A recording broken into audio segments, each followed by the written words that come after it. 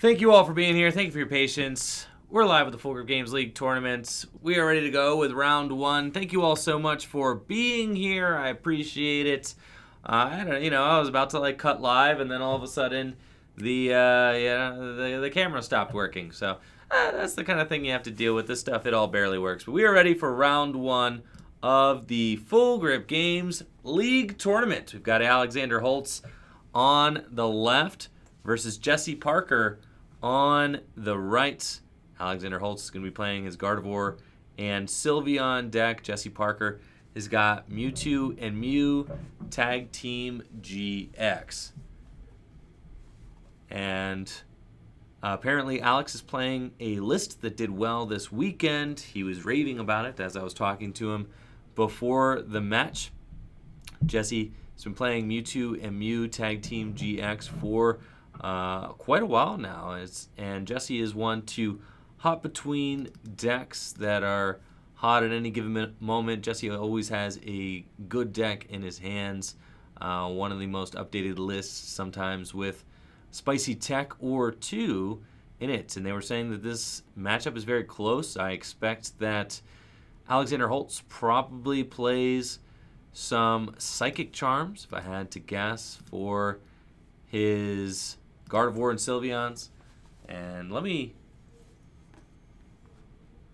make sure that these guys all know I'm ready to go. Natalie, did you tell those guys we're good to go? Yeah, I told them they can start with everybody else. So. Excellent. Thank you, Natalie. Excellent. I had to hold up the stream real quick as the stream had went down right when we were getting started, but we're all good to go now. So appreciate you guys tuning in. This is our second stream of the day.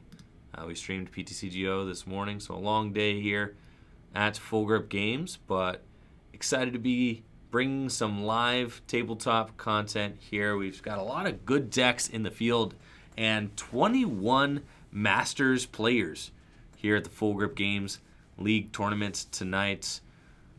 21. So we're going to have 5 rounds of play at the league tournament this evening, and 21 Masters players. That is a lot of cash in the prize pool as well. Let's see here real quick.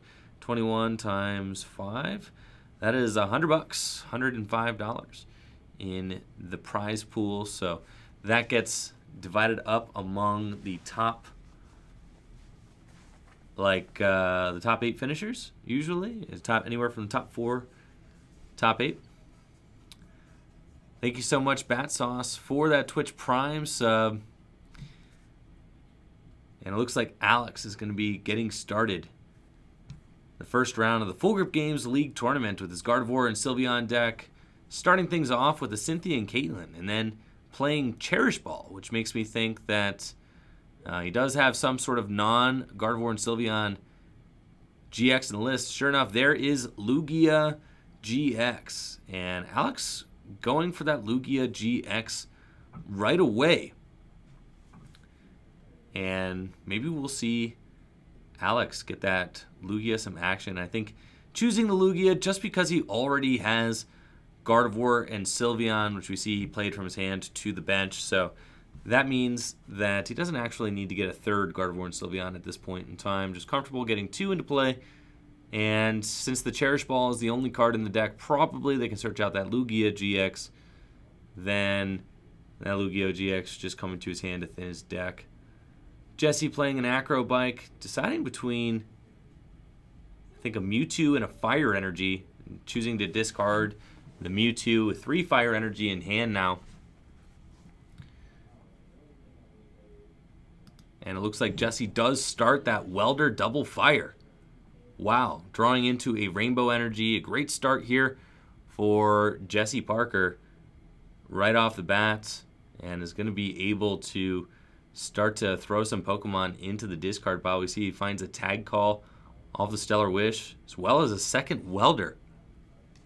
If he would like to get another Welder down next turn. I like the grab of the Tag Call here, though, and he will play it. This is going to allow him to get some Pokemon in the discard pile, maybe get Cynthia and Caitlin or something like that out of the deck, or Mallow and Lana he decides he wants it. See Mega Lopunny and Jigglypuff being considered. Charizard and Braixen as well. Both powerful options for the Mewtwo and Mew Tag Team deck to copy. We see Jesse selecting both those Pokemon. So I think Jesse's decision to get the Pokemon with the tag call over that Welder is signaling to the fact that Jesse is looking to potentially use Dedenne GX's Day-Day Change this turn. And we do see that Dedenne in his hand, but does he want to discard all of these things, or are we going to see a Dedenne next turn to discard all of these Pokemon that he's got? Or are we going to see them benched? If Jesse benches the Pokemon, then they become an option for Jesse to utilize even if Power Plant is stuck in play. And Alex's Gardevoir and Sylveon deck notoriously plays a high count of Power Plant, probably 4, if I had to guess. 4 copies of Power Plant in the deck is going to make it. Wow. We see Jesse just hamming through the deck. Great catcher up the Gardevoir and Sylveon with the energy. And Jesse could swing into this Gardevoir and Sylveon on the first turn of the game if he finds a switch off this Day-Day Change. He's really digging for it. This would be a huge momentum swing to take a bite out of this Gardevoir and Sylveon on the first turn, but I don't think Jesse found the switch. I feel like the switch would have just hit the discard pile or hit the, hit the discard pile immediately. Instead, we see Jesse checking for sleep. He's passing the turn. And Alex is like, well, thank you. I've got my Gardevoir and Sylveon with the energy and the active now. No stress there. Ready to use Fairy Song and accelerate some Fairy energy onto the bench Gardevoir and Sylveon. We see Alex using Tag Call, getting a Mallow and Lana and a Cynthia and Caitlyn. Expect him to use that Cynthia and Caitlyn potentially this turn unless there is a stronger supporter for Alex to use. Cynthia and Caitlyn does draw 3 cards and gets a supporter out of the discard pile, but can't retrieve Cynthia and Caitlyn from the discard pile. So it's a little bit awkward to start off games with back-to-back Cynthia and Caitlyns because you're not really maximizing the usage of the card by retrieving a supporter from the discard pile. And for that reason, we do see Alex go in with Coach Trainer first. I like that. And then Cynthia and Caitlyn could get the Coach Trainer back next turn, which is very cool. But I do suspect that we'll probably see something more akin to a Mallow and Lana. Still no greens explorations coming down from Alex, which leaves his Gardevoir and Sylveons very susceptible to attacks from this Mewtwo and Mew Tag Team GX. I'm sure if Alex had seen a greens exploration yet, he would have loved to have played it to search the Psychic Charms out of his deck. Instead, this Gardevoir and Sylveon in the active is at risk of getting knocked out by Jesse's Mewtwo and Mew Tag Team GX. Charizard GX Flare Blitz attack can deal 300 damage for just 4 energy. So all Jesse needs is a manual attachment from hand and a switch card for this Jirachi. And thank you so much, W. Goins, with a Twitch Prime sub. Appreciate you supporting the channel. Thank you so much for the sub. Jesse going in with a Stellar Wish. Finds Guzma and Hala that will get him the escape board if he needs it to switch out of the active and put some pressure onto Alex's board. Alex is in a fine place so long as Jesse does not gust and KO this benched Gardevoir and Sylveon, which is something that the Mewtwo and Mew deck is very capable of doing. Super aggressive, and all Jesse needs is a great catcher, a switch, and an energy. I mean, with the Charizard GX in the discard pile, it seems like it's a lot to ask, but we see there was a great catcher in that top few, and he elected to take the escape board instead. Jesse's going to go in with Cherish Ball. We'll see if he grabs that Charizard GX out of the deck. I don't think I've seen it yet. Looks like he's looking at Latios GX and potentially a Tag Purge could come into play.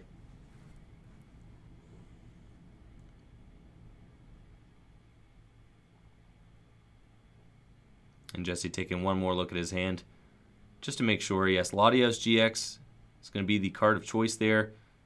And I don't think that Jesse has used the Hearth yet.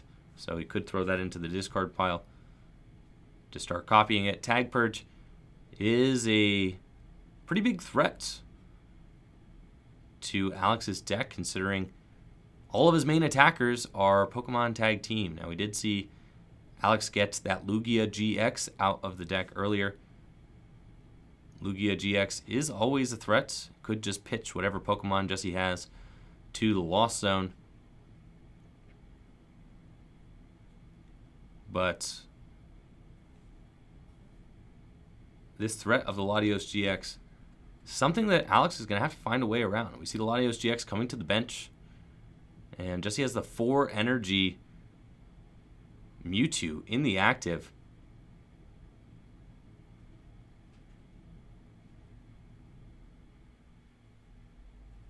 And it looks like Jesse is going to use the Charizard and Braixen's attack. Actually, with Charizard and Braixen, he can search his deck for whatever 3 cards he wants and put them into his hand. So a very powerful setup attack here. He's going to be using Brilliant Flare. And Alex will immediately reset stamp that entire hand back to the deck. Says, don't think too hard about that one, Jesse, because your hand is going back in. And Alex finally finds the greens. This is a huge greens exploration for him. As we see, he dives for the Power Plant and the Psychic Charm. Big play from Alex. He desperately needed that greens exploration to stop this quick aggression from the Mewtwo and Mew Tag Team deck. The Psychic Charm is going to be huge. Psychic Charm prevents all damage done to Fairy Pokemon by attacks from Psychic Pokemon GX and EX. I believe that is the card Alex got there. The Power Plant coming into play is going to turn off all abilities from Pokemon GX, including Mewtwo and Mew, so it will not be able to use its Perfection ability to copy attacks out of the discard pile and the bench. And then with the Psychic Charm there, Scarvor and Sylveon is definitely pretty safe from threats. And we see Alex benching the Lugia GX. Might see a setup for a potential Lost Purge GX with the Lugia GX there. So that's an exciting play. 150 damage coming down from the Kaleido Storm.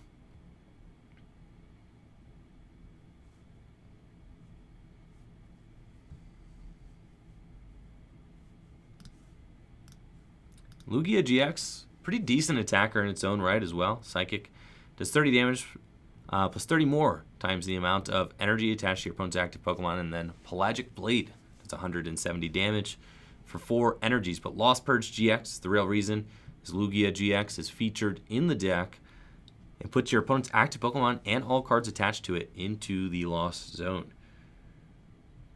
So we see Jesse has a switch off of this reset stamp to 6, and it's going to be using Jirachi Stellar Wish. The Jirachi setup with the Escape Board is a perfect pivot Pokemon for this Mewtwo deck at this point, allowing Jesse to Stellar Wish when he uses cards like Switch or Mallow and Lana, which is searchable via Tag Call. Jesse is going to go get Dedenne off of the Cherish Ball that he finds with the Stellar Wish. Power Plant is in play at this point, so there's not going to be any sort of data changing happening unless Jesse decides to counter this stadium,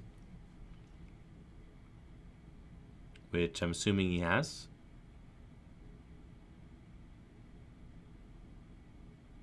See the rainbow energy going on to Mega Lopunny and Jigglypuff on the bench. And the cool thing about having that Mega Lopunny and Jigglypuff, as I said, being able to attack through Power Plant, a big deal for this deck, certainly, especially when reset stamps start flying at the end of the game once big prizes have been taken. And wow, Jesse has not only a counter stadium, but the Chaotic Swell. An amazing stadium there for a deck like Mewtwo wants to prevent power plants from coming into play. Playing the Chaotic Swell means that it's going to eat up any stadium that Alex attempts to counter the Swell with.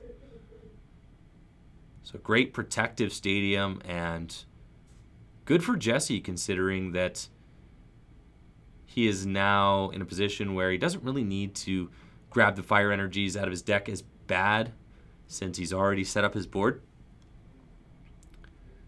That being said, I mean, he does have a hand with a Welder and no fire energies in it. So having access to a card like Giant Hearth would be very good right now. But a lot of the lists, Mewtwo lists lately, are playing one Chaotic Swell. It's like a double-edged sword because you cannot play your own copy of Giant Hearth when the Chaotic Swell is in play, and you have to wait until somebody counters it. And usually you don't want to be the player to sack a stadium into the Chaotic Swell because it just gives your opponent a leg up because you sacrifice your own stadium and then your opponent is free to play their own stadiums again.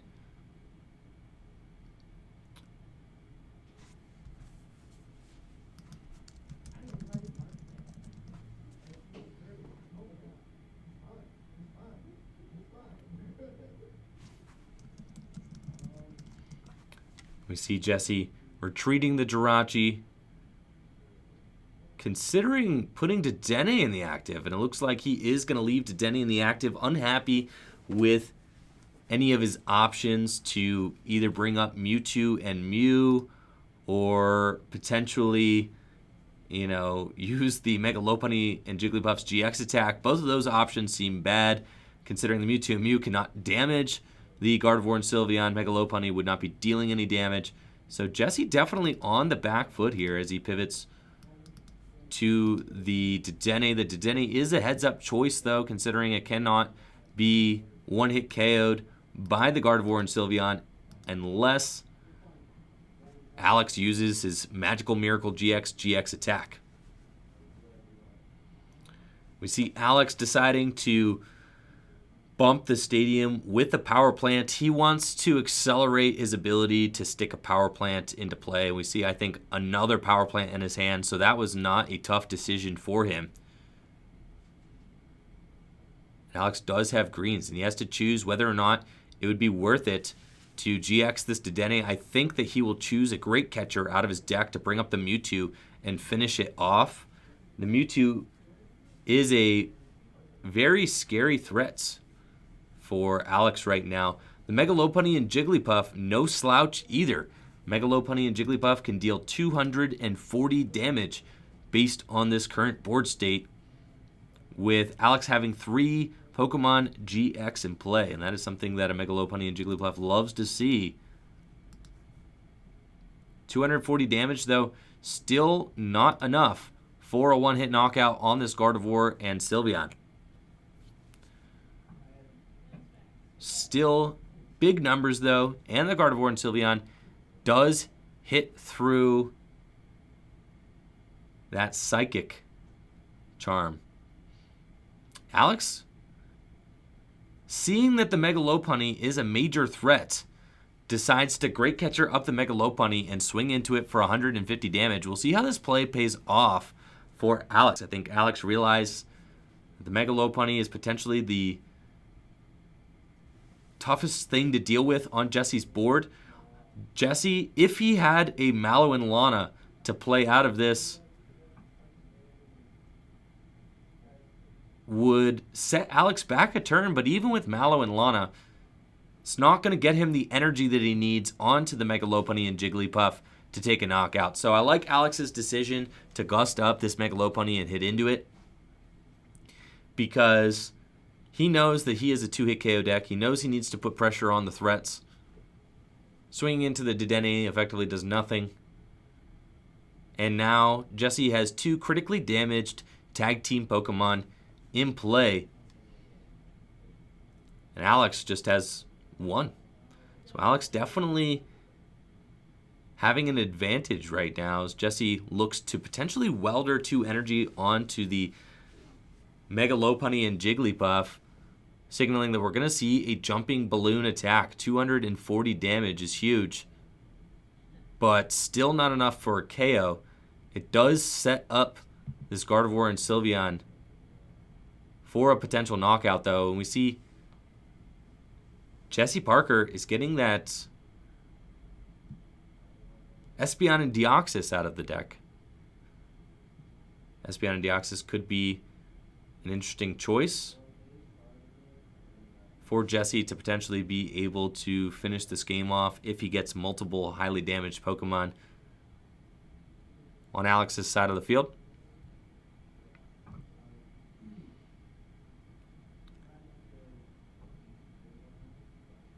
Megalopunny and Jigglypuff going to take a big swing this turn, but will go down. And Alex looking like he is going to be poised to take the first major knockout in this match.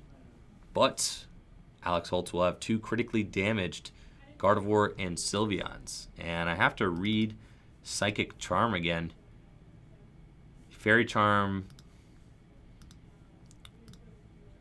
Psychic prevents all damage done to the fairy Pokemon this card's attached to. So the Psychic Charm does not prevent damage counters placed, which is huge. That means that if Jesse Parker were able to pull off a cross-division GX next turn, he would win the game unless these Gardevoir and Sylveons get healed. So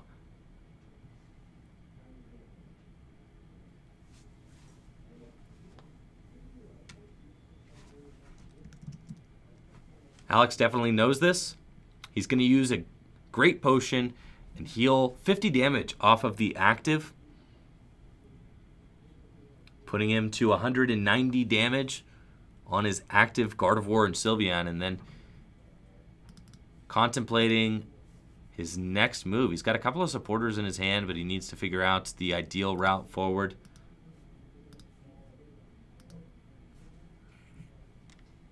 He's got Cynthia and Caitlyn, and I think there might be a greens there too. There is a greens.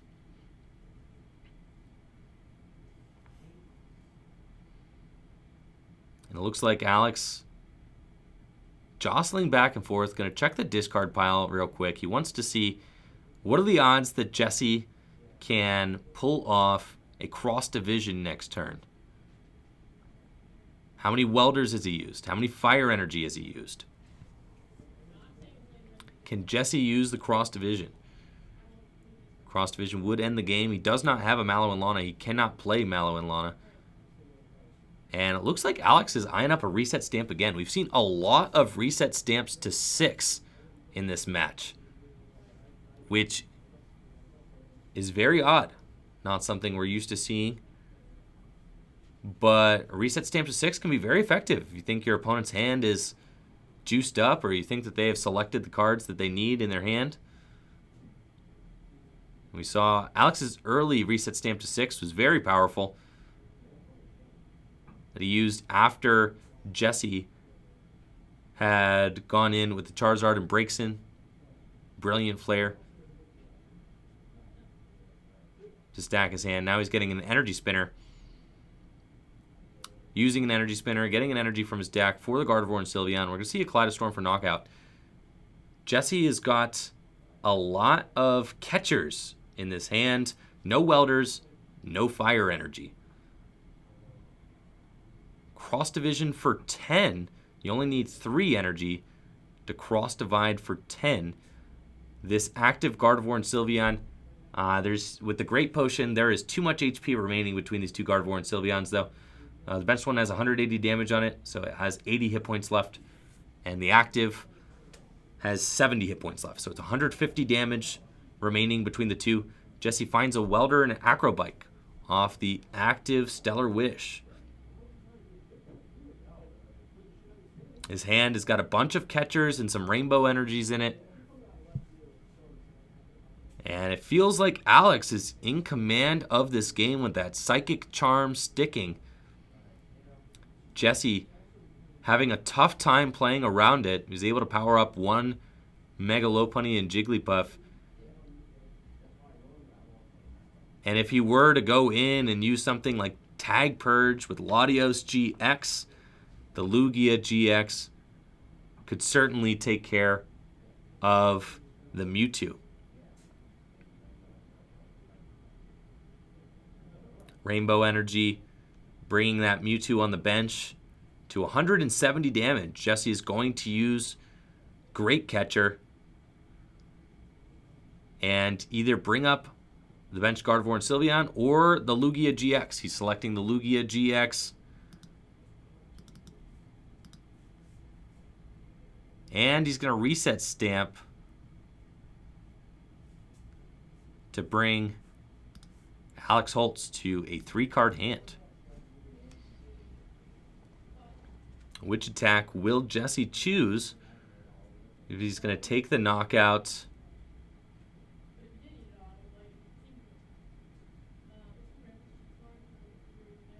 And it looks like Jesse is looking frustrated. I believe he went to use the Charizard and breaks in its attack, potentially, but you have to search your deck before you take the prizes, and he took the prizes right away. So I'm not sure what his hand-swinging motions were about. He used the GX attack. Thank you. Oh, yes, to heal. I see it. Okay, Miraculous Duo. Thank you. Thank you, thank you. I see that now. Thanks, JW. I was wondering why Jesse was throwing his hands. Use Miraculous Duo GX. So, Jesse still has to deal with this Mewtwo and Mew. He does not have the Stadium in his hand, as I know right now, to counter this power plant.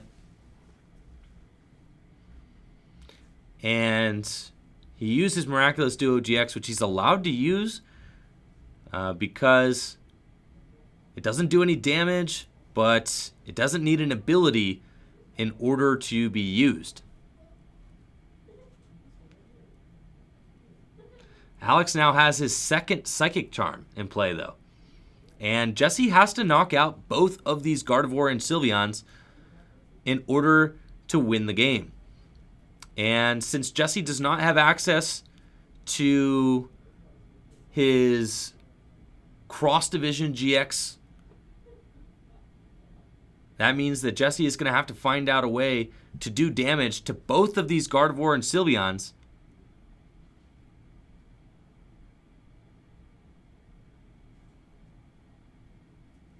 with his Mewtwo. I mean, and they both have Psychic Charms. So Alex definitely seems like he's in a favorable position with Jesse having to exhaust his GX attack just to heal. It didn't even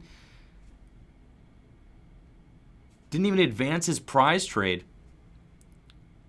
Really, taking out the Lugia, and it looks like Jesse is going to extend the hand, and he knows that power plant is just going to stick for too long. He doesn't have the answers in his deck, and Alex able to win the game with his Gardevoir and Sylveon GX deck, finally sticking the second Psychic Charm with the power plants. Too much for the ability-reliant Mewtwo and Mew deck to deal with. Great play by both players. Alex coming out on top there. And I'm anxious to talk to Alex a little bit about how he feels about this version of the Gardevoir and Sylveon deck. We see now that he is playing Great Potions in the list. He said he had gotten the list from a result this weekend, so I'm looking forward to hearing Alex's opinions on the deck in just a moment. We will be right back with Alex Holtz. All right, we got Alex Holtz here. Just won the first round of the league tournament, and when you told me the busted list from this weekend, I didn't realize you were talking about your own. Yes. Okay, so you had a pretty good weekend with Guardian this last weekend? Yeah, so I got 92 points. I got 2 seconds at 2 cups and a second at a league challenge with a list I came up on Friday night. So it is very good. You've cut all 4 custom catchers. Okay. You've cut the Omastar line, and you've put in 4 Great Potions and 3 Great Catchers. Oh. And then you have upped the Stealthy Hood count to 2, and you have 2 Psychic Charms. So you beat every deck in the format other than Pidgey, and I lost in the finals to Pidgey both of the cups, and at the challenge, the deck that got first was Pidgey as well. So it's very good. Wow. Okay, and a lot of local metas don't have people playing Pidgey at their League Cups. Yes, yeah, that's the thing, yeah. If there's one deck that you want to take a loss to at a League Cup, I would say Pidgey is probably a safe bet. Yeah. I don't know if this list would do too well at a regionals. It would really just depend on your matchups. I played like the OG Guardian list at the last standard regionals, and only played one Pidgey, so. Yeah. Yeah, you did pretty well. You were top 32 or top 64 finish? Top 32. Top 32. Yeah, awesome with Gardevoir Sylveon. So safe to say that you are a believer in this deck, and you really like it? Yeah, it's really good. I definitely like almost threw that last game, but still won. Didn't matter. Yeah. I definitely shouldn't have put down the Lugia. I didn't do that at all this weekend, so I don't know what I was thinking. And I played that matchup like 4 times. As soon as I put it down, I was like, definitely shouldn't have done that. I don't know why I just did that. And then well, because the Mega Lopunny is just like really hitting you. Yeah. So it is really good because of Psychic doing 150 to everything. Yes. And also the ability to do 170 means that you can Great Catcher up a Latios and just kill it. Right. But putting it down early makes Lopunny do 240 instead of 180, because what you do is you wait for them to kill one Guardy, and then you throw down the Lugia. Right. And then Mega Lopunny can't one-shot Lugia because it has 190, so it can only ever do 180 to it. Wow, yeah. So that's the game plan that I should have gone with. Luckily, he didn't only play 3 counter stadiums, so after I bumped his second Hearth, it was like 100% over, and if we were doing a best of 3, I would definitely feel very confident in winning the second game, just because he only plays 3 counter stadiums. Yeah, only 3 stadiums in the Mewtwo deck. That is going to leave you a little bit susceptible to Power Plant for sure, but good insight, Alex. Thank you for that, and congrats on your success this past weekend, and good luck on your next round. Getting ready for the second round of the Full Grip Games League tournament. We got Justin Buchter on the right versus Brady Botner on the left. Brady Botner is playing the Persian deck. Justin Buchter playing Garchomp and Giratina Tag Team GX. Justin is using Justin Bakari's regional winning list. He's borrowing the deck from me, so I do know that it is that list. And Brady is playing the Persian deck, and he's 1-0. So I'm interested to see how the Persian deck performs, as he will be trying to set up a checkmate scenario against Justin's Garchomp and Giratina deck. The Garchomp and Giratina deck does, I think, take a pretty positive matchup against this Persian deck and can give it some trouble, especially with the powerful GGN GX, also its ability to control the prize race by using Mismagius's ability, Mysterious Message.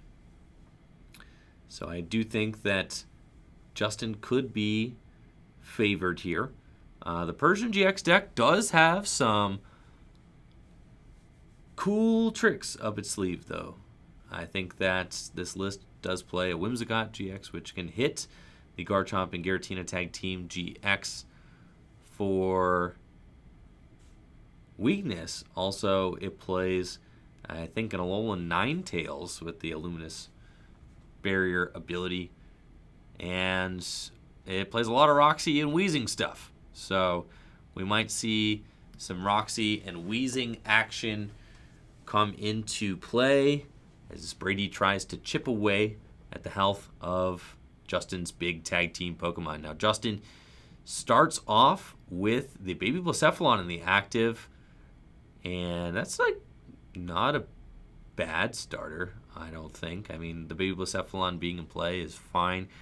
Justin could very well utilize this Baby Blacephalon if all 3 of his Mismagius are in the deck. He could use Mysterious Message 3 times and sacrifice 3 prizes to go in with the Baby Blacephalon and start forcing this game, forcing the pace of this game beyond a pace that Brady wants it to be at. Brady is playing this really kind of grindy, control-like checkmate deck where he wants the prizes to go just a certain way, and he wants the game to accelerate at a certain pace.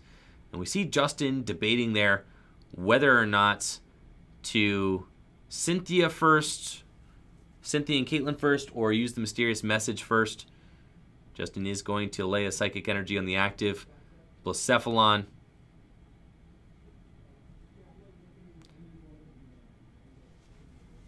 And looks like it's going to say, go ahead. Brady, on the other hand, does have a turn 1 Elm's Lecture. Now, Justin may just decide to start this game with the Blacephalon using Fireworks Bomb to spread 4 damage over and over again. And it might take Brady a little while to cook up a response to this Blacephalon. So Justin might be able to do some damage with Fireworks Bomb, even without it being on the 3 prize turn, just by sniping to Pidgeys. And then if Justin can figure out how to send off all 3 of these Mismagius, it's going to be pretty disastrous for Brady's board position. Brady does rely on Jirachi and Pidgeotto, both low hit point Pokemon. Jirachi only has 70 hit points. Pidgeotto has 60.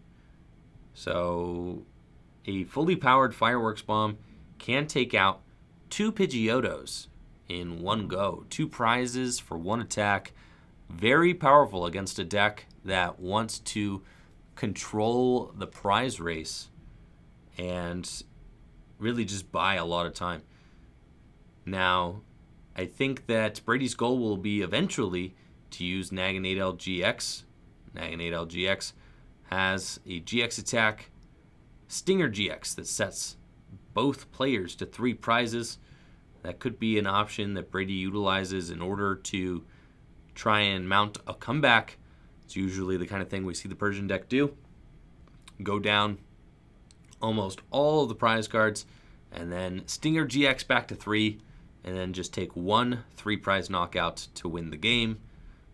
But if Justin can use this Blacephalon, he's going to be able to neutralize threats that Brady places on the bench before they become legitimate threats. We see Brady going in with a Tyrogue, not a card we see often played. It's got an attack, or an ability, I should say, Bratty Kick. You can end your turn with a coin flip. If you flip heads, you can place 3 damage counters on your opponent's side of the field. We do see Justin committing a second energy to that active Blacephalon and deciding to use Mysterious Message. He does have a Lieutenant Surge in his hand, which he can play, as we see there. And then we'll use greens, and he can set up another Mismagius if he wants to. It looks like he's just going for Tag Call. He would like to get himself Garchomp and Giratina on the bench, stabilize his board a little bit. It does feel a little bit sketchy with just a Blacephalon in the active, 110 hit points, no bench. I like the decision there to get Tag Call, Mysterious Treasure. Mysterious Treasure can get him another Misdrevious. Tag Call can get him a Tag Team Pokemon and another supporter to play, because he does have the ability to play 1 more supporter this turn. And we see the Tag Call coming down. And if Justin decides to go in with another Cynthia and Caitlin, he could just get the Surge back. It's very powerful to be able to utilize the Surge over and over again. You get the Surge back, you get the greens back.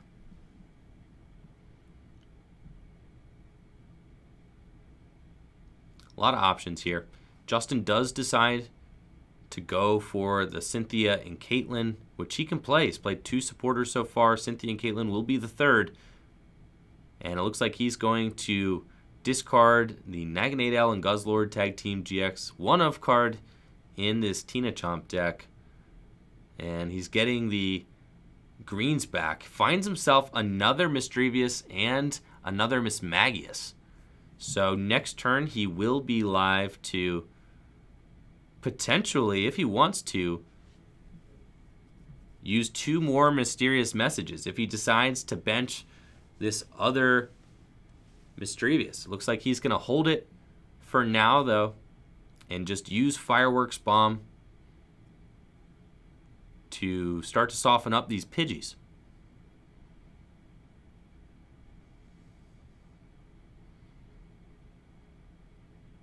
Brady's got a Pidgey established now. He's going to start to use Airmail to churn through this deck. And I think one of the things that the Persian deck benefits from the most, just the element of surprise. Your opponent not necessarily having a complete idea of what they're up against. It just seems like, a deck with some Jirachis and Pidgeys, and then all of a sudden, both players are set to 3 prizes, and Brady might be able to set up a checkmate scenario.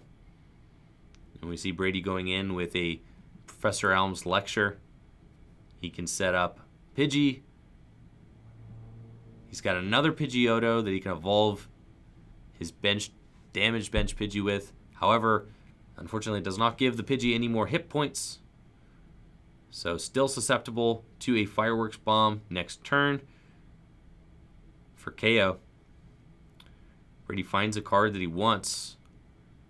Looks like grabbing the Roxy. The Roxy will be big to start to ramp up damage onto Justin's Pokemon, but Justin has not put any big threats down on the table yet. No big tag team Pokemon to chip away at with the Roxy.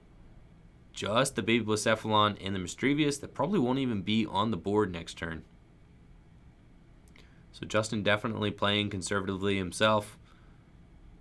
Not overloading his bench. And playing like he knows exactly what he's doing in this matchup. Definitely some heads-up play from Justin, who has taken some time off recently to focus on college and other pursuits. I mean, he is a long-time player and Worlds qualifier himself, so definitely knows what he's doing here.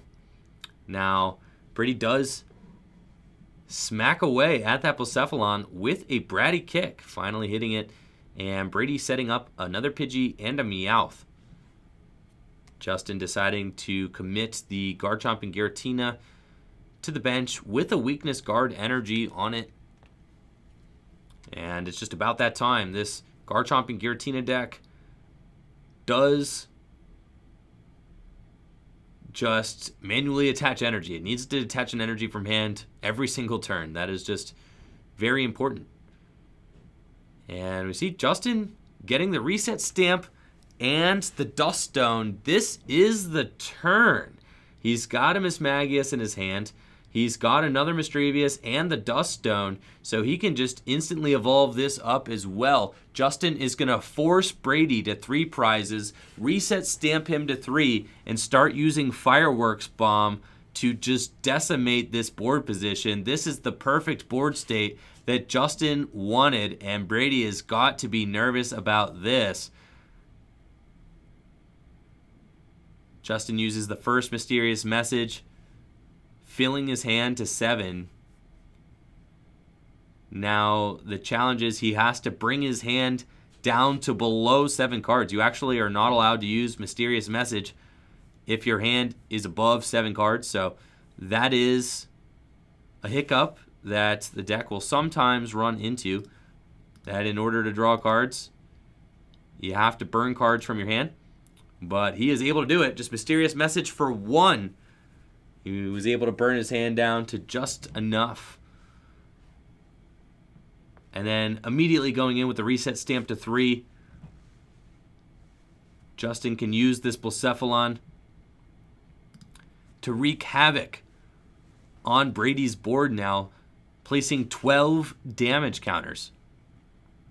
Unless Brady has a way to stop this, it is going to be devastating. And then Justin has 4 more damage counters to place, and he's going to put them on the Pidgey. Leaving the Meowth, though. So Brady is not entirely out of this, because Brady could knock out this Blacephalon with a Meowth. If he knocks out the Blacephalon, not with the Meowth, but with the Persian GX. If he knocks out the Blacephalon with the Persian GX, it is possible that Justin may not have an instant response. Brady has 1 goal and 1 goal only. He needs to stop this Blacephalon from attacking this turn. And if he finds an Escape Board, a Persian GX, and a triple acceleration energy, he will be able to do that. He does not have a lot of cards to work with, though. And we see him getting ready to use Roxy, discarding Ditto Prism Star. That really hurts, but you know he has to do it to draw 6 cards from the top of his deck. Will Brady find everything that he needs off this Roxy for 6?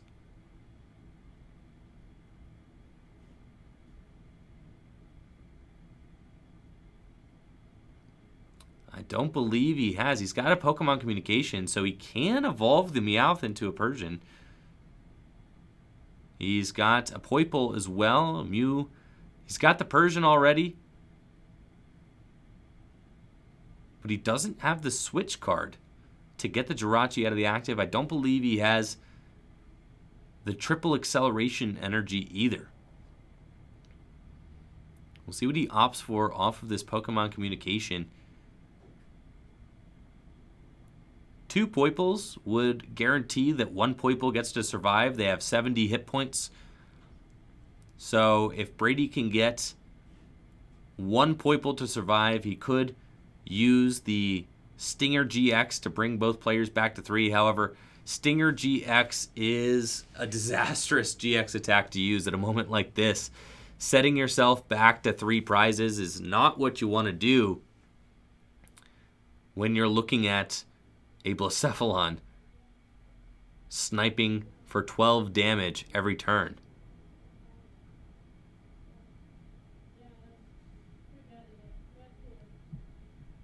Justin getting reset stamp to 4. He's going to draw his 4-card hand. And now Justin has exhausted all of his Miss Magius, all his Mysterious Message. So reset stamp is going to hit a little bit harder than it would otherwise.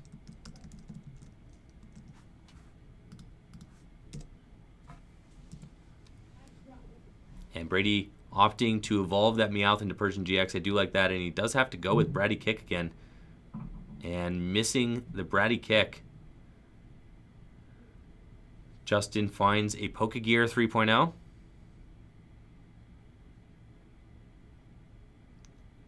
And grabs Cynthia and Caitlin off of it, which is good. Going to get him a little bit of draw here to refresh his hand out of that reset stamp. He gets to snipe 12 damage counters again. That is going to hurt. So he is good to take another 2 prizes off of Brady's board. He can knock out a Poiple and the Pidgey.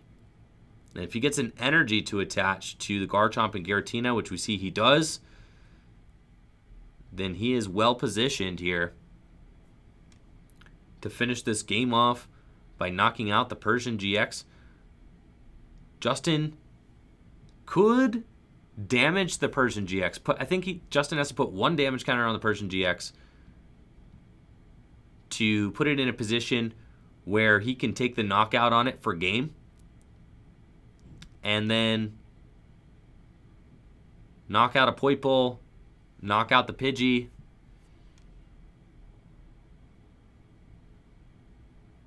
Looks like he's going to go for Jirachi and Pidgey. I think that's a good choice as well.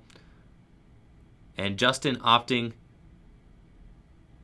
to put 1 damage counter on Persian, 1 damage counter on Tyrogue, and 1 on everything else. I think that is a very fair play from Justin. I'm going to leave him in the best spot possible to take this game. We've seen this Baby Blacephalon just absolutely wreaking havoc on Brady's board. It's going to be really tough to draw the cards that he needs in order to pull this game out. I don't even know if he has a route at this point. We see him thinking about it, using Professor Elm's lecture.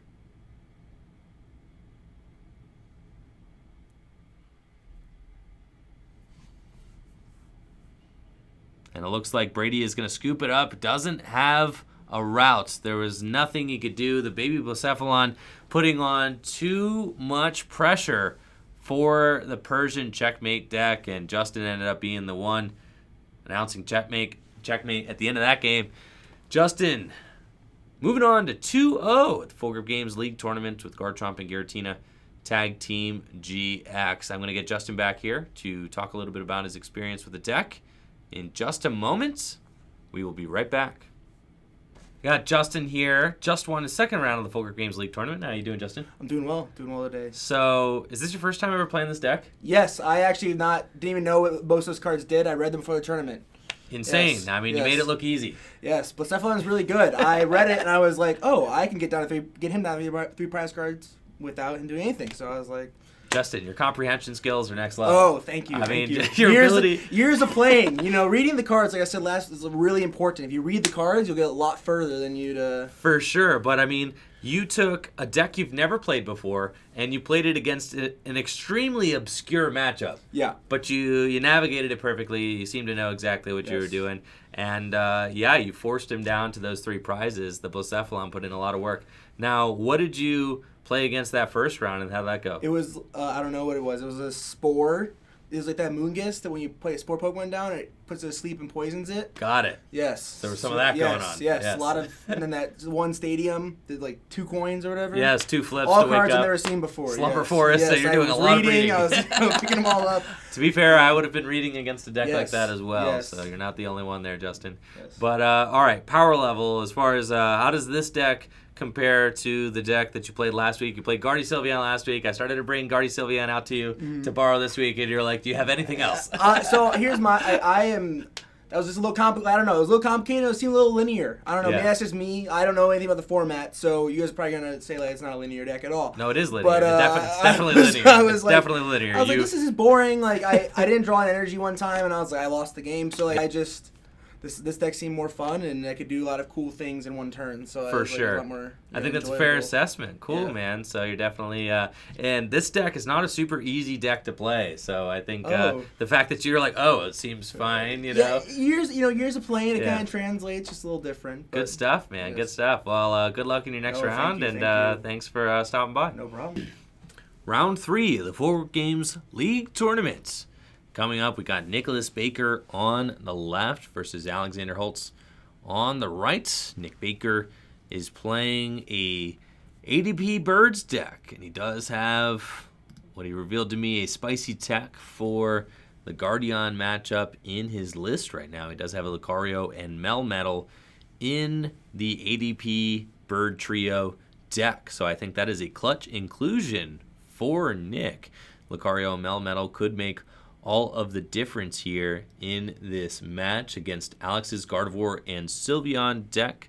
Lucario Melmetal not only capable of using Full Metal Wall GX, but also capable of one-hit KOing the Gardevoir and Sylveons if Nick is able to set it up. And Lucario and Melmetal GX is a very versatile tech attacker. Only takes 2 metal energies to start attacking. We see Nick almost started the Arceus Dialga-Palkia. Arceus Dialga-Palkia is weak to Fairy. That would have been a disastrous starter for Nick and a free 3 prizes for Alex. Instead, Nick, I believe, started with the Victini and is going to be able to use that to accelerate some energy into play as early as the first turn of the game. If he is going second, this Victini from Unified Minds continues to impress me. The more I play with it and see it played, players shake hands, and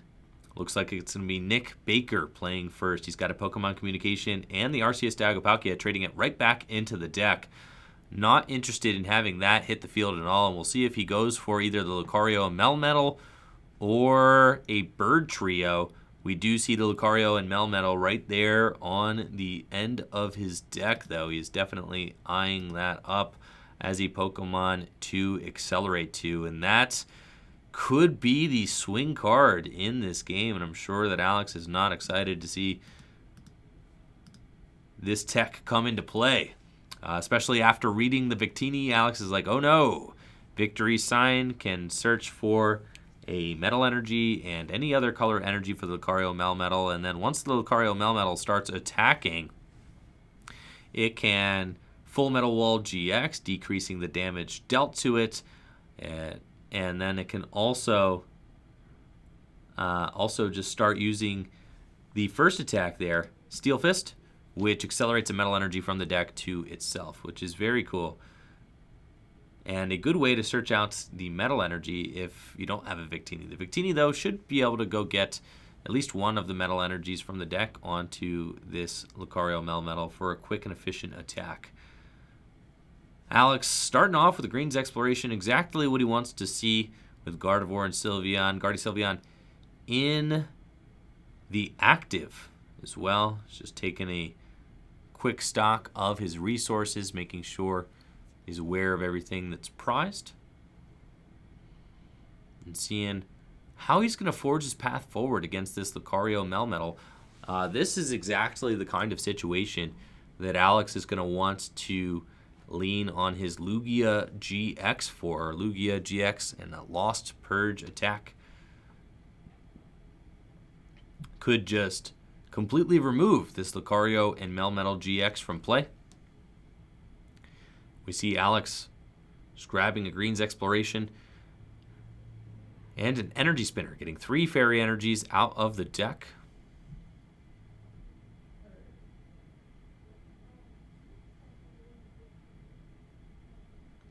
And Lugia GX could be a big player here. And we see Alex taking a quick look at the Lugia GX, saying, all right, Lugia is in the deck. Using Tag Call and getting Gardevoir and Sylveon for the bench. He's got a Greens for next turn as well. I was going to say, I do usually like to Greens for a Tag Call turn 1, but we see Alex already had the Tag Call in hand, so Greens for the Energy Spinner and another Greens. Good choice there by Alex. Just giving himself a healthy amount of options for the next turn. That Gardevoir and Sylveon is going to use Fairy Song. Get some energies out of the deck. Onto his bench, Gardevoir and Sylveon. It's going to be back in Nick's court. See if he can find a Fire Energy for his Victini. This Bird ADP deck plays 4 different types of basic energy. There's a lot of basic energy. I have never really seen a competitive deck before that played that many different kinds of basic energy. It's pretty astounding. Nick does just have a switch, and I think we might see him go in with potential Full Metal Wall GX this turn. I was not expecting it to happen this quickly. I was thinking that maybe he would accelerate first, but I don't think that Nick actually has the Fire Energy to use the Victini. So we are going to see a Full Metal Wall GX, I believe. No, Steel Fist. He just wants to go get a Metal Energy. All right. And deal 100 damage. No Full Metal Wall happening. Nick is going to get that Metal Energy out of the deck, and now he is ready to start swinging with Heavy Impact for 300 damage. Alex is going to get the Greens back from his discard pile with Cynthia and Caitlin, drawing 3 cards from the deck. And we'll see if he is able to establish a board position where he can remove this Lucario Melmetal from play. I would like to see Alex just honestly use Fairy Song again and accelerate some more energy into play. I think that would be fine.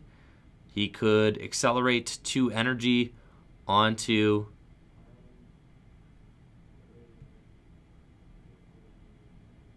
a Lugia GX, even if it's another Gardevoir and Sylveon. I just really want to see Alex get more energy into play so that he can use that attack later. But this is fine too. 2 and 2. Gardevoir and Sylveon putting 150 damage on. He is opening himself up to a little bit of a Full Metal Wall GX. He could lose 2 of these energies with Full Metal Wall. But if Alex has a switch, then he'll be able to play out of it. And also, Alex's 150 damage Kaleidostorm, dealing 120 damage, still takes the knockout on Nick Baker's Lucario Melmetal, even if Nick Baker uses Full Metal Wall. And I think this strategy here may not end up paying off for Nick. I think he just was not able to find those fire energies early to accelerate with Victini. I think accelerating with Victini would have been the optimal thing to do. But, you know, if you don't have the fire energy in your hand, you can't do it. So Nick had to find another way around, and he decided to use the Steel Fist. I think that's fair. We see he did grab a Choice Helmet off of the Green's Exploration. Getting Choice Helmet will make it so that Alex cannot not Kaleidostorm for knockout. But Alex could Magical Miracle for knockout. So if he decreases the damage that Alex is dealing by 60, that means that the Kaleidostorm only does 90. So 90 plus 150, not going to be a knockout. However, Alex could take the knockout. Oh, we see that Nick does have the metal energy and could have chosen to take a knockout there with heavy impact and decided against it. It's an interesting choice from Nick. He could have just heavy impacted for 3 prizes, and I think that might have been beneficial considering Alex can take a knockout this turn. All he needs to do is use his GX attack. So if he has a switch or a Mallow and Lana, as well as a Fairy Energy, Magical Miracle GX adds up. I mean, 200 damage minus 60, he would still be dealing 140 damage. So we'll see if Nick is able to live through this turn. We see Alex does have the Mallow and Lana and the Fairy Energy in his hand. Taking this Lucario Melmetal out of the equation is well worth a GX attack, in my opinion. And I do think that Nick would have been in a potentially stronger situation just taking his 3 prizes on the active Gardevoir and Sylveon and then hoping to find a Fire Energy to start accelerating to a Bird Trio next. And thank you so much, Travis, for the Twitch Prime sub. Thank you so much for supporting the channel. Looks like Alex is grabbing maybe a Mallow and Lana and a Great Potion off of the greens. Maybe he's out of tag calls. And he's just rereading the Lucario Melmetal, making sure he's like, okay, the math, make sure it all adds up. He's got a switch. He's got the Fairy. Will he go for the Magical Miracle? And it looks like that is exactly what's happening. We'll see if he reaches for the GX counter and slams it. I think if this Lucario Melmetal goes down, yes, indeed, Magical Miracle GX. I do not think Nick got nearly enough mileage out of that Lucario Melmetal. And now the pressure is on. He needs to really mount a comeback. The Bird Trio is going to be a lot for Alex to deal with. Alex only has 3 energy in play now.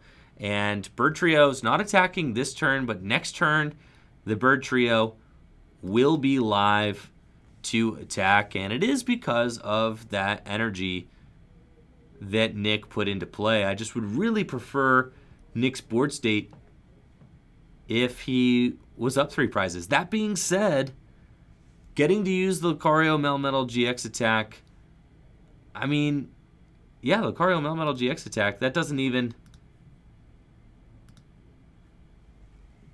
It only affects metal Pokemon. So that GX attack did very little. It does not decrease the damage that this Bird Trio is going to be taking. Bird Trio still gets 2-hit KO'd by the Gardevoir and Sylveons. And then Nick also did use his Choice Helmet on the active. So on the active Lucario Melmetal. which means that he's not going to have an opportunity to throw a choice helmet on the bird trio. Putting a choice helmet on the bird trio is huge because then it turns that 2-hit knockout into a 3-hit knockout. So that very meaningful as well. But I still think that this is going to be a close match. Definitely. Oh, Alex using Great Catcher and swinging into the Moltres, Zapdos, and Articuno, putting a ton of pressure on with Kaleidostorm. Nick now having to figure out a way to clean this bird trio of damage. He's got the Mallow and Lana, but having to use the Mallow and Lana before he is able to get a hit in is really devastating. Nick would have much preferred to have gotten to take the first bite out of a Gardevoir and Sylveon, but Alex gripping the Great Catcher there, making Nick blow through that Mallow and Lana. Now Nick has a very small hand. Alex going in with a tag call of his own. He's only got a 2-card hand to work with, but he's got enough cards to Mallow and Lana himself. Not sure if he has the tag switch in his hand.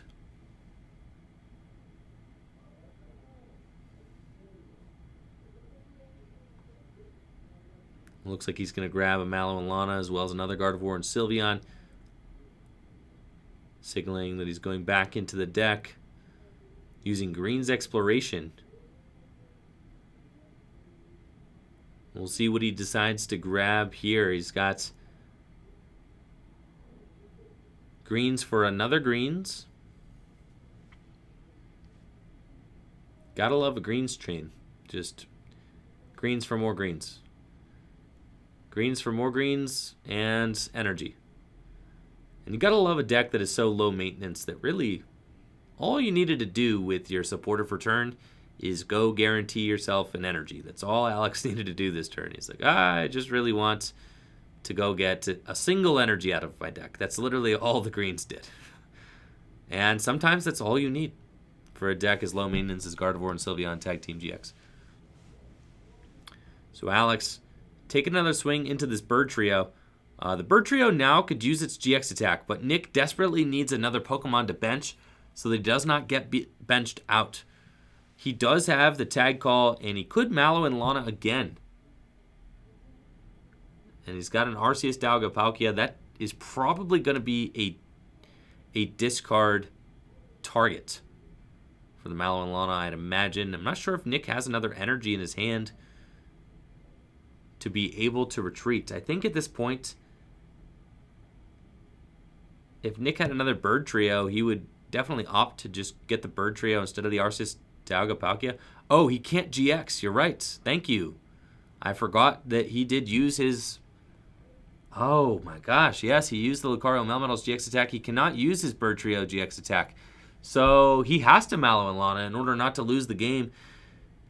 Sacrificing that bird trio GX attack is really tough for Nick now, because that's just how this deck gets through matches, is being able to glance off hits on the bird trio. But we know that Alex has a greens in his hand. He can just greens for Great Catcher, bring the bird trio back up, and swing into it. We'll see if he decides to do that. I know Alex plays 3 copies of Great Catcher in this deck. After our interview, he told us that. And we do see at least 1 Great Catcher in the deck, which he is eyeing up for sure. And he's just going to get a Great Catcher in the greens. And we've seen this greens chain now multiple turns in a row, with Alex just ensuring himself the cards he needs turn after turn by grabbing Green's Exploration. Now Alex is going to target down this Moltres, Zapdos, and Articuno GX with his Gardevoir Sylveon.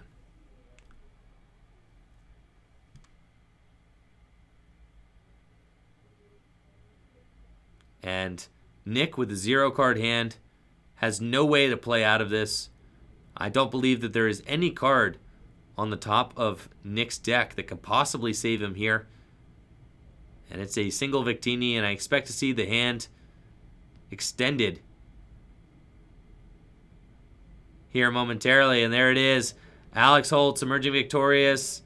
The Bird ADP deck not able to get there against Gardevoir and Sylveon. Gardevoir and Sylveon proving to be a potent threat here at the Full Grip Games League tournament. Alex Holtz coming off of a hot weekend where he scored over 90 championship points at local events, 2 second-place League Cup finishes, and a second-place League Challenge finish, all with this same Gardevoir and Sylveon deck. Very impressive performance so far by Alex Holtz. All right, what is up, guys? Thank you all so much for checking out the Full Grip Games League tournament. We've got a couple matches wrapping up, but decided I would take a moment to show off a new feature that we have here on fullgripgames.com. We just got a buy list set up for standard format cards, Full Grip Games. So if you ever shop at Full Grip, which would be sick if you do. So thank you guys so much for supporting the store. If you do, and if you have cards and you are interested in selling them, right? So you got some extra full arts or gold cards or whatever around the house, and you want to get some extra cash into your pocket, we do buy cards using fullgripgames.com now. So if you check it out, look at that new banner I made today. Isn't that nice? Bulk for boosters. Yes, we got the bulk for booster box deal on fullgripgames.com now. But if you head on up to the buy list, you see up here in the top left corner of the buy list, we've got a buy list for all standard sets. So if you just go up here to the Browse tab, you can go to Pokemon Singles, and whatever set you want, we've got buy list for it. So these are all the cards that we are buying from Cosmic Eclipse. The price on the left is the price that we are paying for that card in cash. The price on the right is the price that we are paying on that card in store credit. So you can go through, and if you have cards that you want to send to Full Grip for cash, you just add cards to your buy list cart. It's like a shopping cart, except it's a buy list cart. Very cool. So say I've got a Rainbow Rare Alolan Persian GX. I've got like 4 of those. So you can just add 4 of those to the sell cart. Boom, click sell. They're in the sell cart. Say I've got this, Blastoise and Piplup Tag Team. Got like 3 of those. You click there, sell. Boom, goes to your sell cart. And you can see I've got $27 worth of swag there in the sell cart. And then you could go to a different set. So, say you want to go back and you want to look at Unified Minds. Then you head over here to Unified Minds. You can continue adding things. Say I've got a Golden Cherish Ball. Wow, I got one of those I'd like to put and sell. So obviously you have all these cards, right, that you've decided. You go up to the buy list cart here in the top right. And, yeah, we get the old sign in. Very good. Then you can check your buy list cart here, and these are the cards that you're going to be sending to Full Grip, right? So you don't send them until after you fill this whole thing out and you decide, do you want to get paid in PayPal, a check, or store credit? You get 20% more when you do store credit. You fill out all your details here, and you click Submit Buy List. Then when the buy list gets approved by somebody here at the shop, you can send your cards in, and we will get you your cash. It's that easy. So if you've got extra cards laying around the house, got this new buy list up now. We're really excited about it. And thank you so much to everybody who supports the store by buying cards here. Selling cards is another major way we do business. So we are happy to buy cards at any time. So not just at events. Obviously, we buy lots of cards at events too, but buying cards over the website is a very big deal for us also. So Peter's asking, how far back does the buy list go? It is just a standard buy list at this point in time. So it is just standard format right now. Eventually, we will be increasing the buy list. If you catch us at an event, we will buy from any set, of course. And, if you've got a particularly large old collection or something like that, you can contact us through our Facebook about buying it, and we will potentially be able to make an offer on it and negotiate a deal over the internet. But obviously, if you've got a ton of cards, the easiest way to sell it to us is either in the store or at an event like a regional championship or something like that. But this is a convenient way to sell standard cards to us, cards that we know the prices of. We've updated the buy list, so very, very cool.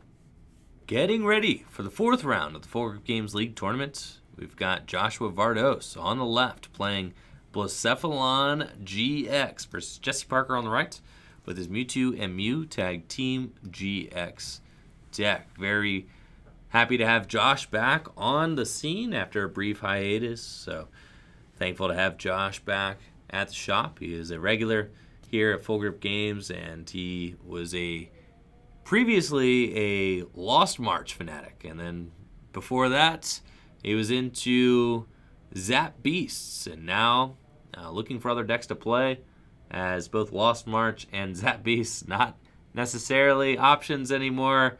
Blacephalon GX it is. So Josh doing pretty well with the deck. These players are both 2-1 so far at the Full Grip Games League tournament, so they're doing pretty well.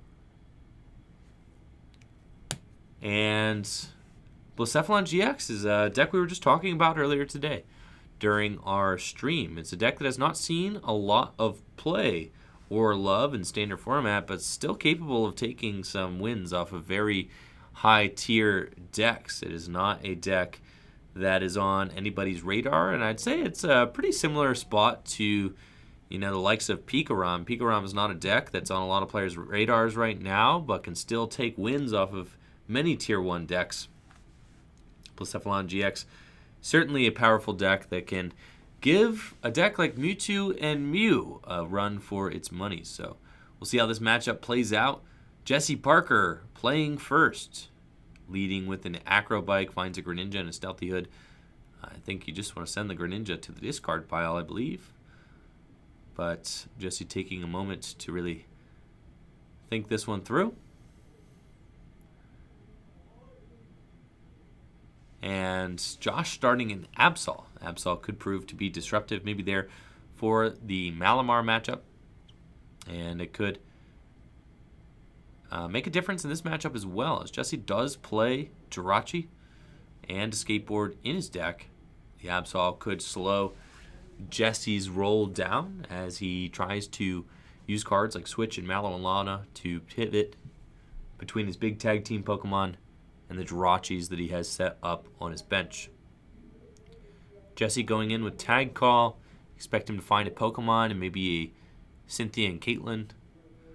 Usually a good combo off of Tag Call, and then you can just discard the Pokemon with Cynthia and Caitlyn. Pretty cool to get it into the discard pile right away. Another good choice would be Guzma and Hala. And we see him grabbing Guzma and Hala and a Mallow and Lana. Just very useful supporters to really get you everything that you want out of the deck. And see Guzma and Hala coming down. He can get himself a tool card, a stadium card, and a special energy. It looks like he's discarding Charizard and breaks in as well as a fire energy. Thank you, J.R. Hooper. Continuing a gifted sub you got from Pat. Appreciate it, J.R. So expect Jesse to get probably a Rainbow Energy, Giant Hearth, and I'm not sure what he'll opt for the tool. Either in a Skateboard. Yeah, a Skateboard or something else. Looks like a Skateboard is going to be the choice there. Rainbow Energy really unlocking a lot of potential in this Mewtwo and Mew deck, giving the Mewtwo and Mew the ability to copy Pokemon of various types, really. I mean, is the cool thing about the Rainbow Energy is that, the Fire Energy that are accelerated with Welder fulfill all of the colorless energy requirements of any attacks that Jesse would want to use, but the Rainbow Energies fulfill any type of energy that he needs to combine with the colorless attack requirement to perform various attacks from the discard pile. See, Josh's got a Mysterious Treasure in his hand. I'm not sure if he's got a draw card. Hopefully he does. See, the Blacephalon decks have been playing mostly just welders lately. You might have a few auxiliary draw cards in there, maybe like a Cynthia or two, or maybe some Cynthia and Caitlyn's or something. I think I saw one Cynthia and Caitlyn in this deck. There's a Cynthia in there for sure, but not a high amount of draw cards, and it feels bad. Blacephalon GX used to really rely on that Let Loose Marshadow to draw cards even on the first turn of the game.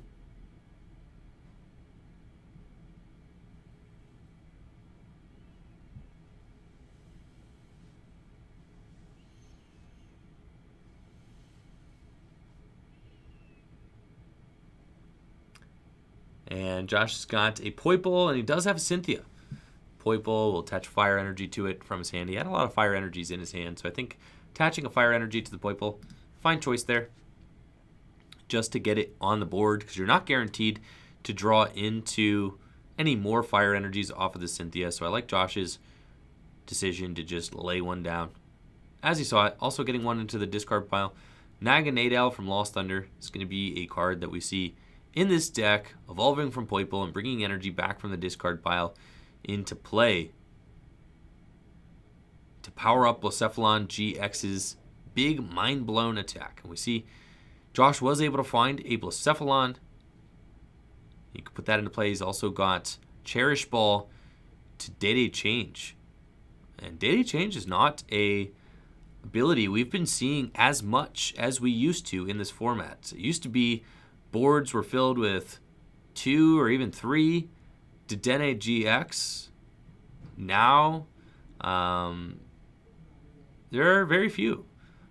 Decks that still play Dedenne GX, Mewtwo and Mew, and Reshiram and Charizard still play very heavy counts of Dedenne GX. Everything else has been skimping on Dedenne and opting for a more Jirachi-oriented build. I think a lot of decks are going to continue to kind of go that way as we move into a quick ball format with the release of Sword and Shield. See Jesse Parker using Guzma and Hala, just the first effect of the Guzma and Hala to get the Chaotic Swell into play. The Chaotic Swell is going to stop Josh from being able to get his powerful stadiums out. I mean, we saw he's got a Heat Factory. I almost said Feet Factory. He's got a Heat Factory in his hand. And now he will not be able to play that. So, Jesse going to copy the Greninja GX in his discard pile with Mewtwo and Mew to take the knockouts on that Absol, clearing it out of the way, which I'm sure Josh doesn't necessarily mind because that Absol was more or less in the way at this point.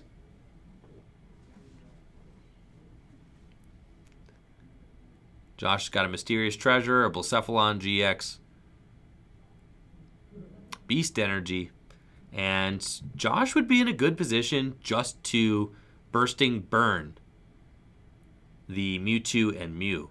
If he just evolves into a Naganadel from Lost Thunder, attaches Beast Energy to the active, or to the Blacephalon GX, Bursting Burn would be very disruptive. Jesse does not have another benched Pokemon right now. So his ability to switch and pivot very much impacted.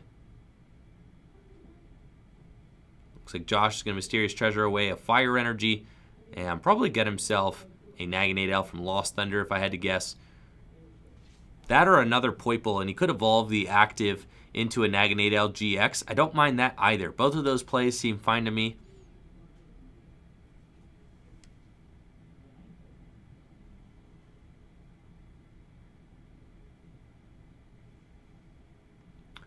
Josh checking the discard pile real quick. It looks like Josh might be going for another Poiple. I like this play because the Naganadel GX will give some extra draw to Josh's board position. So that Poiple is going to hit the bench. And then the Naganadel GX only has a retreat of 1. So that's not bad.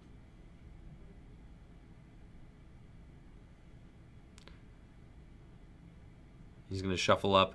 I think that there is a Cherish Ball in Josh's hand. I do want to see a Day-Day Change from Josh this turn to see some more cards.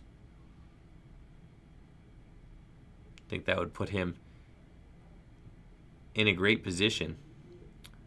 Shuffling up before using the Cherish Ball, though.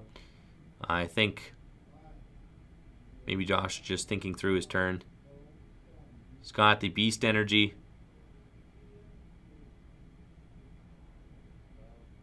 And looks like he's going to use the Poiple's attack, actually. Which I think maybe Josh is just trying to bide his time, and instead of using Bursting Burn is just going to poison with the Poiple and try to bait Jesse into taking a knockout. I don't necessarily mind this. I think I'd like to see a Bursting Burn still, but I think Josh is trying to get his Beast Ring turn unlocked so that he can Day change into a big old hand. He's already got a Beast Ring in his hand, and he just wants Jesse to take the knockout, go to 4 prizes, so that he can just tee off, play a bunch of Beast Rings, zoom through his deck, and get a huge mind-blown attack launched. Looks like Jesse is going to bite here, and this is going to be a big turn from Josh, promoting that Blacephalon GX. He knows what it is. He's got the Naganadel. He's got a Beast Ring already. So all he needs is one more Beast Ring to hit off of a potential Day change. And we see him evolving into the Naganadel GX. I do like that, since he needs to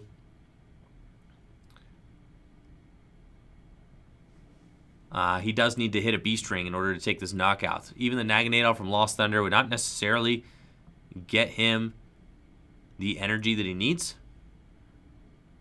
with one charge up.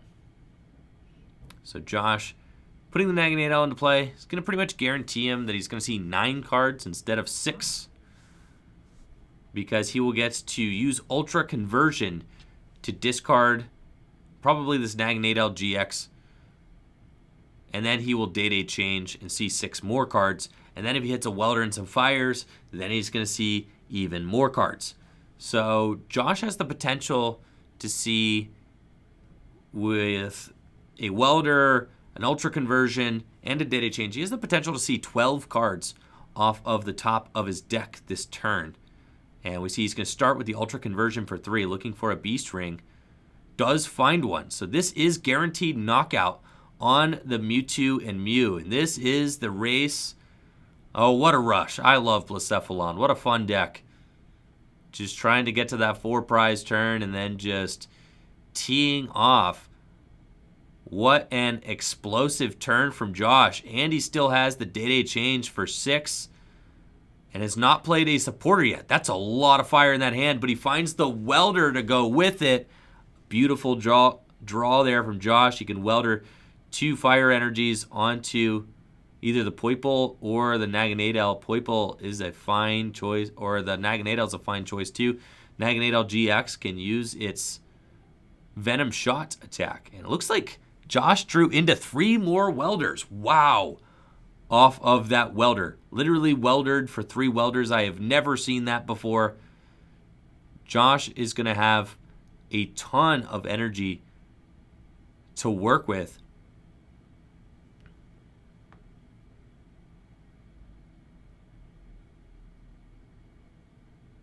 And Josh Vardos, mind blown for 280 damage, moving those fire energies to the Lost Zone, taking himself 3 prize cards. Jesse Parker left with a lone Latios in the active. He's got a Dedenne and can Day change, but what a weird start from Jesse. Just taking 2 prizes.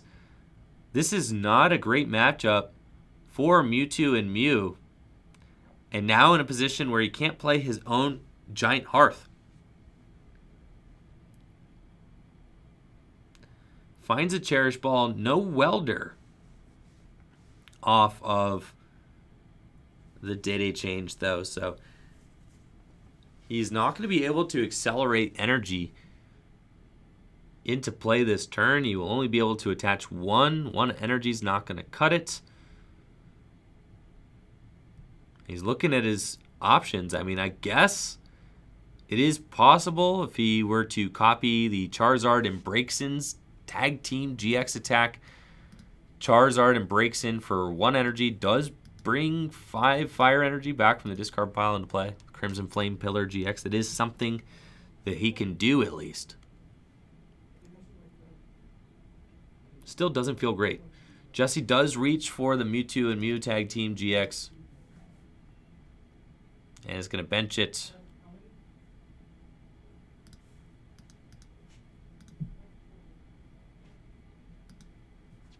And tosses a rainbow onto it. 2 fire energies in hand.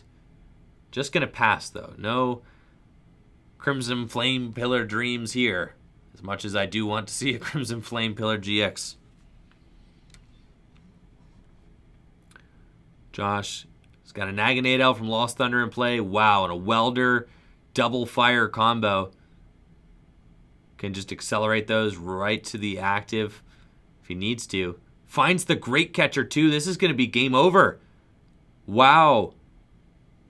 Josh can Great Catcher up the Mewtwo, Welder double fire to the active, and use Mind Blown for another huge attack on that Mewtwo and Mew Tag Team GX. This is game. Unreal. Oh, Josh, just make it happen. The Great Catcher. Josh playing around with his hand. Might not see it. I'm not exactly sure what Josh is trying to compute here, but we will see. He's got the win in his hand. Here comes the Welder onto the active. And Josh is starting to play a little faster now. Maybe he... Yes, now he's got it. Yes, and the hand extends. Josh has got it. Piecing together the win with Blacephalon GX taking down Mewtwo and Mew Tag Team GX. Blacephalon GX feels like a blast from the past, but still a relevant deck, capable of dealing very relevant damage. And next format, when there are Pokemon with over 300 HP, Blacephalon GX remains one of the few Pokemon capable of taking one-hit knockouts in a new Sword and Shield formats with Pokemon V and Pokemon V Max. So excited to see what the future holds for Blacephalon GX. We'll get Josh Vardos back for an interview to talk about Blacephalon GX and his matchup so far in just a moment. We will be right back. Yo, we're here with Josh. Just won his 4th round, so 3-1. Yeah. How you doing, Josh? Fantastic. How are you? Good, man. Yeah. Excited to have you back. How's it feel to be back? It's great. I'm just glad to be hanging out with the homies. For sure, man. Well, thank you so much for coming out. Blacephalon GX, I was telling the Jad during your game you were a fan of Zap Beast, and then it was Lost March, and those aren't really options anymore. So, no, Blacephalon GX, did Zach lend you this deck? Or? Right? No, I have like baby Blounds, and that's all I have. I haven't played in 3 months. I don't know. It's been forever. Yeah. And I walked in and I was like, guys, I don't want to play this tonight. I need to build something. So we just threw all my cards out. I'm like, okay, let's just build this deck really quick. So awesome. I, like 5 minutes beforehand, just threw it together. Now, you just won against Mewtwo and Mew Tag Team GX. Easy matchup. Oh, that seemed fine. that was it was so ridiculous. Like the Ultra conversion into the B string, and I'm just like, okay, B string. Like this is dumb. We were talking about it. Like your hand was like, I'm looking at it, like I have game, right? Like it's over, right? It's over. We're all looking at your hand like, oh, he's got it. Insane. I know. Like, I drew like 3 welders off of Ultra conversion. I'm like, what the hell? It's so crazy how fast that deck can ramp up. Yeah. You had a turn where you just had 2 Poiples in play and a Blacephalon, and you like poisoned. Yeah, I'm like just baiting well, for sure. Like, yeah. At least it helps with the math. Anyways, it does. Puts it 250 for sure. I'm like, this is all I have to do. I'll just do that. For sure. And then you're just like, all right, unlock my B-string turn. That turn where the B-string was unlocked, you drew 12 cards. You Day-Day changed, you Ultra Conversion, and you weldered. You welded into 3 welders. Yeah. I'd never seen that before. Not Are you sure it wasn't the Ultra my Conversion? entire life. It was the one you welded into 3 welders. which was very funny. So nice. That was awesome. Now tell us a little bit about what other decks were you able to beat tonight, and then what did you lose to? What did you lose? I beat, I don't even know what they're called. So That's Tina fine. Chomp. Was it Tina Chomp? Yeah, Very good. I beat Okay. Tina Yeah. Chomp. And I beat some weird Gengar Mimikyu tag team build. It was weird. Very slow. I went fast though. Sure. And then I lost to Brady's Persian. massive round one. Round one. Like, there was your no way I was first getting tournament through it. back. Yeah. You know, Thanks. and then you have to Thanks, play against Brady. you have to play against this thing. Yeah. You know? I did it the whole time. Like, 6 turns. I'm like, I still don't know what you're doing. Right. And then I saw him discard like a fairy energy. I was like, oh, you're gonna Tapu Lele me, aren't you? Oh my gosh. Like That's crazy. The light bulb went off. I know. Yeah, well, excellent performance so far, Josh, and it's a Thank pleasure you. to have you back at Full Thank Grip, you. and good luck in your final round, man. Glad to be here. Yep, take it easy. See ya. Players are getting geared up for the 5th and final round of the Full Grip Games League Tournament. Over $100 in store credit prizing on the line. Both players here 4-0. Justin Buchter with Garchomp and Giratina GX versus Darren O'Meara with Mewtwo and Mew Tag Team GX. Should be a close match. Justin, after taking some time off, decided to come back during this winter break as he's got a little bit of a break from school to show that he is not even a little bit rusty. No, Justin, after taking plenty of time off, still playing this deck like a pro. A deck that he had to read all of the cards for before this tournament began. Thank you so much, J.R. Hooper, for those 100 bits as well. And then Darren O'Meara, a player who is competing for the World Championships this year. He actually already has his invite to the World Championships, also 4-0 with Mewtwo and Mew Tag Team GX. So we will see how this final match will conclude. I think this should be a close one. Both decks do have options to overcome the opponent's strategy. Justin is going to be relying on power plants to shut down Darren's Mewtwo and Mew's Perfection's abilities and to stop him from being able to copy attacks out of the discard pile and also from the bench. Justin going to be playing first, benching 2 Mischievous, got a Garchomp and Giratina in the active, and has got a tag call here, and it always trips me out. It looks like Justin does play left-handed. I did forget that about Justin. He's got his board inverted. Instead of drawing with his right hand, he draws with his left hand. So Darren and Justin both have their decks on the left side of the field here, or I guess on the top of the screen, however you're looking at it. Justin going to start off by getting a Guzma and Hala as well as a Garchomp and Giratina. Good for just getting the special energy that he needs out of the deck, as well as the Karate Belt. The Karate Belt, as well as the Counter Gain, both essential cards to getting this deck up and rolling. Darren starting with Dedenne GX, not an ideal starter. And we saw Darren naturally cutting the deck to the right side of Justin's field, and Justin grabbing it, taking it back over to the left.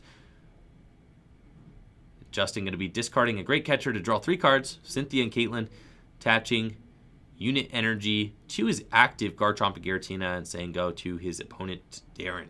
Darren's got another Dedenne in his hand, as well as some energies, a Welder, but no tag team Pokemon from what I could see, unless that's a Cherish Ball on the left side of his hand, which I don't think it is. Cherish Ball would be good, but it looks like he has to send this entire hand packing with Dedenne GX, so we see him weighing that decision heavily. There are a lot of resources there. That is a switch there that he discarded. 2 Rainbow Energies, a Fire Energy, and a Welder off this opening Dedenne GX. You really hate to see that. 6 new cards, though. We'll see if they treat him better than those first 6. Hopefully so. He's got an Escape Board and a Mewtwo and a Giant Hearth. You can use the Giant Hearth to discard any Pokemon that he wants to pitch to the discard pile. Also get some Fire Energies out of the deck. We see him discarding the Espeon and Deoxys GX. And thank you so much, Jesse, for the Twitch Prime sub.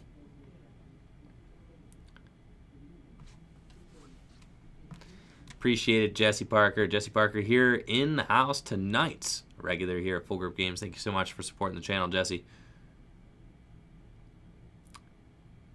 Darren going to attach to his Mewtwo. And I believe that's going to be it from Darren for this turn. A very slow start. And Justin poised and ready to go with 2 Misdrevious on his bench. He's got a power plant to immediately counter the Giant Hearth. And I'd have to say that Justin feels favored here. Should be an exciting match ahead. He's got a Mismagius coming down into play. Going to sacrifice that to give Darren a prize. Fill his hand to 7 cards.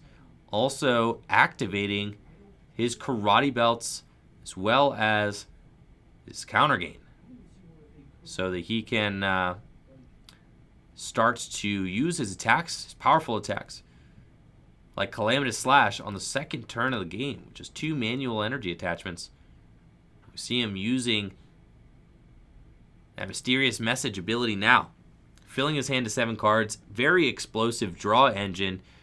Since tag team Pokemon are worth 3 prizes apiece, Justin can safely give up 2 Mismagius using the Mysterious Message ability without affecting the prize trade at all. It's the entire way this Garchomp and Giratina deck works is by giving up prizes with Mismagius and then using powerful attacks that you could use more quickly thanks to cards like Karate Belt on this Garchomp and Giratina GX. And thank you so much, Jesse Parker, for those 100 bits. Take it easy, Jesse. Jesse says he's on the road now, heading back home after a long day of work. Thank you for stopping by, Jesse. It was a pleasure having you in the house tonight.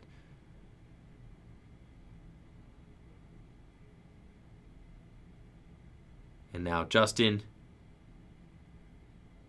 eyeing up his options. He's got an energy on both of his Garchomp and Giratinas. I really like that. And just spreading 40 damage to Darren's Mewtwo and Mew. Justin spreading his energy out means that even if Darren gets an explosive turn, say the worst case scenario, right? The worst thing that could possibly happen for Justin is that Darren gets a Welder Double Fire, Charizard GX in the discard pile, and knocks out his Garchomp and Giratina.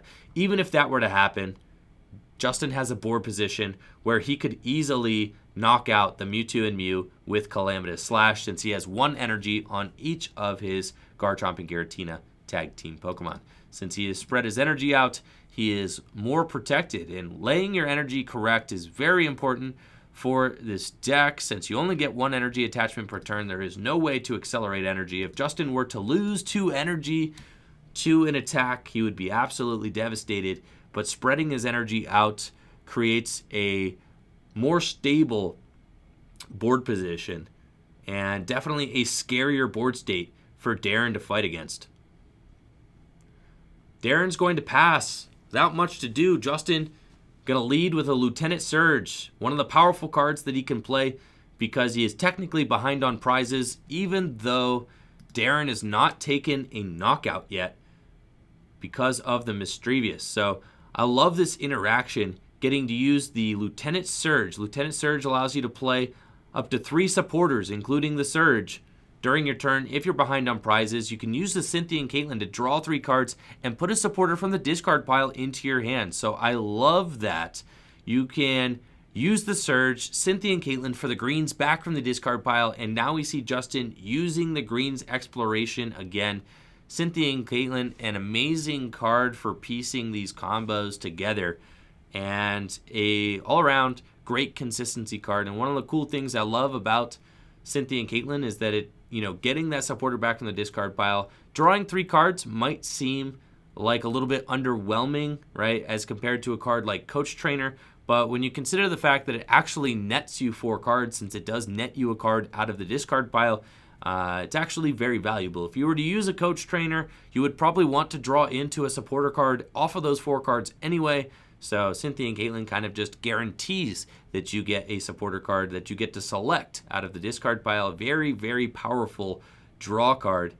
And the selectivity that it brings really allows for some cool combinations to happen. We see Justin committing the Karate Belt and a Rainbow Energy to his active. He's got the Great Catcher as well. This Mewtwo and Mew is about to get Calamitous / KO'd. And we see how absolutely aggressive this Garchomp and Giratina deck has been.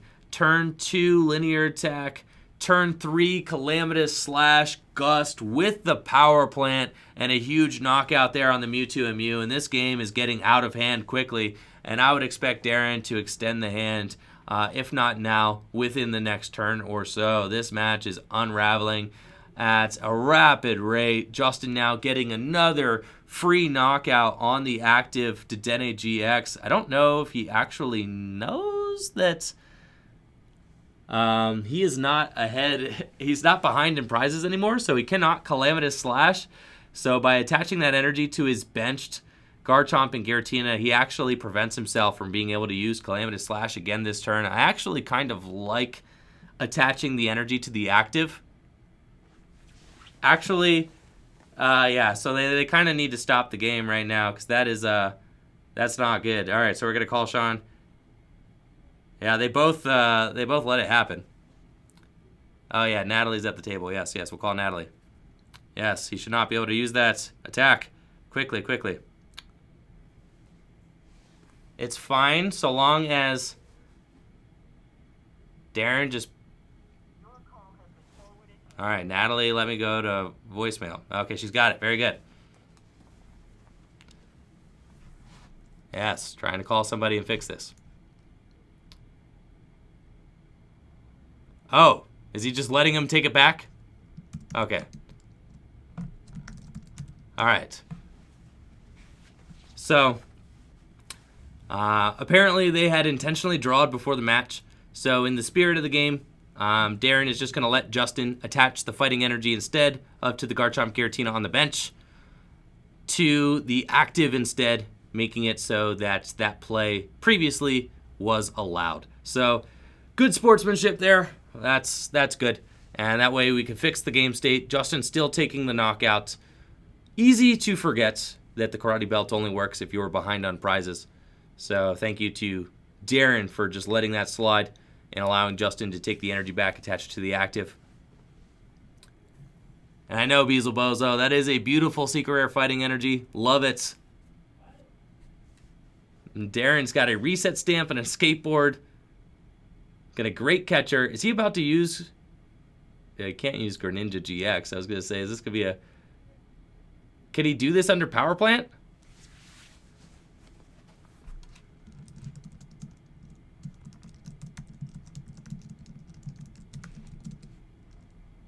I don't know. I've never seen that happen. He can Greninja under Power Plant. Interesting. Does he... Is it like the same ruling as the Darkrai GX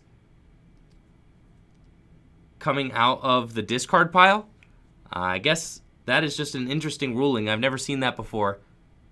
The Greninja GX does work out of the hand. Very cool. Under plant. I've never seen that interaction before, so very, very cool. Yeah, it does not affect. Apparently the ability triggers in hand.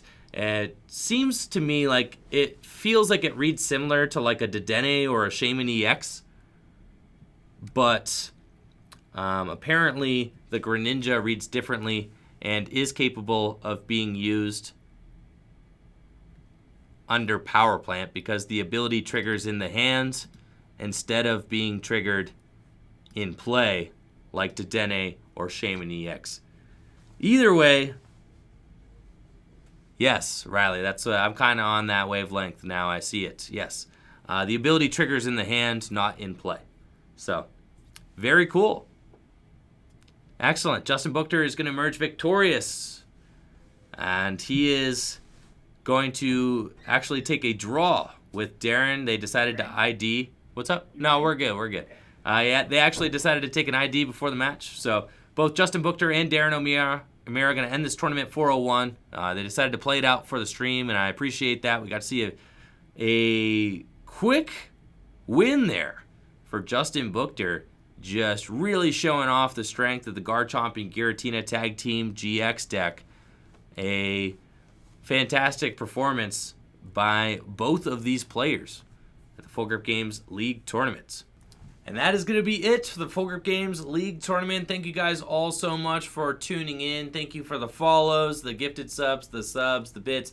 You guys are amazing. I'm going to be back tomorrow morning at 10 a.m. Eastern Standard Time for viewer tournaments. So hopefully you guys are excited about that. I am stoked to see what you guys got this week. So make sure to bring the heat.